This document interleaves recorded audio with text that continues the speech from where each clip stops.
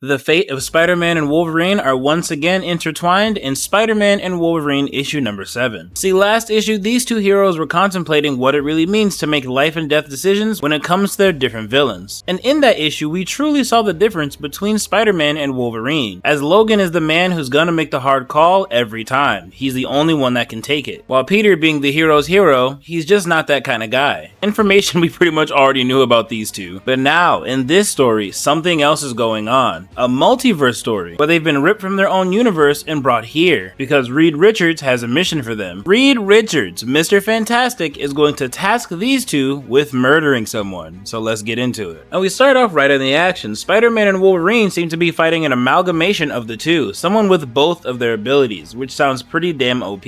And of course, someone with all that power and all that speed, yeah, they really can't do much to stop him, so they're getting cooked. And he hits Wolverine with a slick ass move. As you know, Logan likes to lunge at people, so he webs up his hands, flips him over, and actually makes Wolverine stab himself in the face, cutting the whole top of his face right off. And before he can heal from this, which I thought this would kill him, I don't know how his healing factor works, I guess, Spider-Man gets beheaded. Whoever this guy is, he was way too strong, way too fast, and way too skilled. And as we see our heroes get brutally murdered, we see Wolverine chasing the guy that helped set everything in motion many issues ago. The reason he and Spider-Man fought each other, that Spider-Man almost died. They went through a lot during that first adventure, so Wolverine is here for payback, but the dude is pretty hard to catch, even at his old age, causing Wolverine to get smacked and ran over by a truck. And while Wolverine is recovering from his injuries, Bill is able to get away, and Logan can't get his scent back because he's surrounded by too much perfume. But something stops him. He sees a building that looks familiar. It's the building the love of his life used to live in when she moved from Japan, Mariko, as he thinks back on their devastating past. In all my years of reading up on Wolverine, it seems like he's always put in a position where he needs to kill someone or something else worse will happen. Hell, more often than not, it's someone he loves, and this was no different. Mariko was poisoned, and as she was suffering, she begged him to kill her, so he did it. But somehow she has returned from the dead, but he never reached out, never tried to find a way to reconnect with her. But while thinking about all this, we see a random red light, and Wolverine has been teleported somewhere. And as he tries to figure out what the hell just happened, Peter is fighting Rhino somewhere else. But he does not have time for this. He's late for dinner with Aunt May. So after quickly wrapping things up with Rhino, he tries to hurry for dinner, but all of a sudden, we get the same red light. And Peter doesn't know what's going on, but now Reed Richards is trying to get his attention with a giant hologram in the air. But Peter, again, does not have time for this. He's trying to hurry up and get to Aunt May's place. He's very late for dinner, so no matter how important this is, Reed can definitely wait 90 minutes. But as Peter finally makes it to Aunt May's place, he sees something he never thought he'd see again. Uncle Ben is back from the dead, but Peter is no rookie. He knows, somehow, some way, this isn't real. But it feels real, so he pulls him in close and hugs him. As Uncle Ben pulls away and says, "Excuse me, but who are you?" So clearly, this version of Uncle Ben has no idea who Peter is. And as he leaves, he needs to calm himself and figure out what's going on. Is it an alternate timeline? Is it a parallel universe? What's going on? The one thing he knows for certain is all he'll need to do is find this universe's Tony Stark or Reed Richards.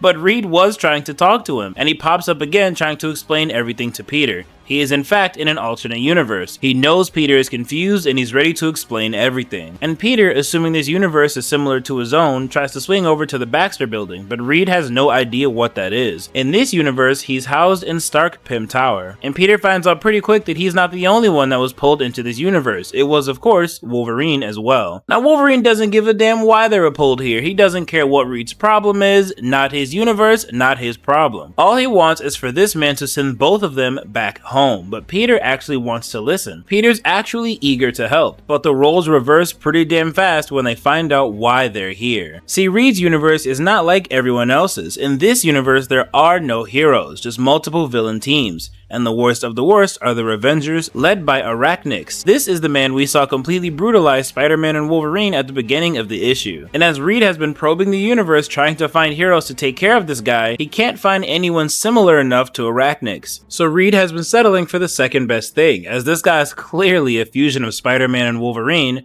That's who he's brought to this universe. And he has one task for these two to complete: kill Arachnix. Now, Peter wants nothing to do with this. He doesn't know what kind of versions of themselves he's been talking to, but they are not cold-blooded killers, until he remembers he's standing next to a cold-blooded killer. And this is when Reed lets it all out. See, the reason he wants revenge on Arachnix is because Arachnix murdered his wife. He became obsessed with her for years, even stalked her, but eventually he realized he wasn't gonna get her, so he decided no one can have her. And of course he can't beat a fusion of Spider-Man and Wolverine. I don't even think he could take either of these two in a one-on-one. So this is why he's looking for different universes that actually has heroes who would have a sense of justice, who would help him get his revenge. And Peter likes Sue. He understands what Reed is going through. He feels the grief, but they cannot be used to get revenge. But just like Peter's last assumption about the Baxter building, he was wrong about this one. He was not married to Sue in this universe. He was married to Mariko Yashida, the love of Wolverine's life, at least when it comes to his universe. Here, they met when Reed was in college, they fell in love, and around this time, Arachnix got obsessed and killed her. But Wolverine didn't hear any of that backstory, he doesn't care. He stopped listening once he said he killed Mariko. Now, even though this isn't the version he fell in love with,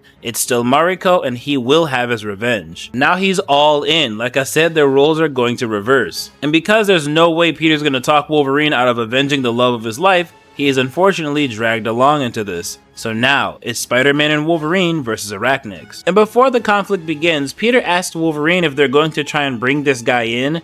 I don't know why he said this. Reed made it clear this is a planet full of villains. Here, he and Wolverine are the bad guys. No one's gonna cuff Arachnix, no one's gonna put him in jail. So I feel like this is Peter trying to cope with the fact that he's definitely here to help Wolverine kill someone. And of course, Peter being the hero he is, he simply can't handle that fact. But none of this matters. See, he immediately goes on the attack. Arachnix webs Peter's face, and he's suffocating, so Wolverine helps him out. And then, in Japanese, Wolverine says, "Prepare to die," stabbing Arachnix right in the tummy. But we saw at the beginning of the issue, Arachnix has been through this before, as he asks Wolverine, "Haven't I killed you two already?" But Logan's got no idea what he's talking about, and he certainly doesn't care. He's here to get his vengeance for Mariko, so he tears this guy to pieces. Reed was not specific enough when he said this dude had organic webbing, because the truth is, he is organic webbing. He seems to be made of the stuff, so being torn apart like this doesn't mean anything. He instantly heals as Wolverine is completely shocked. And Reed told them this dude is a madman as he's laughing with his body in half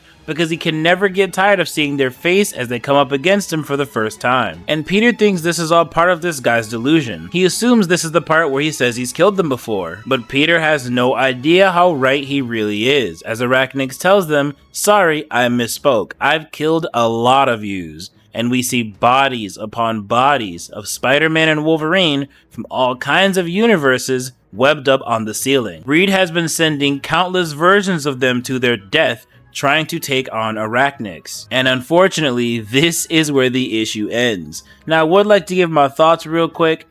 I do believe if they're able to single out Arachnix again, they can definitely beat this guy. A part of what makes Wolverine so OP is his unbreakable bones, so there's always some part of him left to regenerate. If this guy's insides are made of pure organic webbing, this dude could get cooked by fire, by water, by all kinds of different substances. And Peter's intelligent enough to know this. He'll be against killing the guy, but he's certainly defeatable. More defeatable than Wolverine is. That's if they think outside the box, because he does have both of their speeds and both of their strengths. Along with the spider sense and the claws, the dude's gonna be a hassle to deal with, but I do believe these guys can cook him. The issue is, the next issue is called Arachnix and the Revengers. So they clearly don't beat him here, and he comes back with his team. So him being as OP as he is, with his entire villain team, I guess we're gonna have to find out how they deal with that. Either way, I hope you guys enjoyed it, and I will catch you on the next one.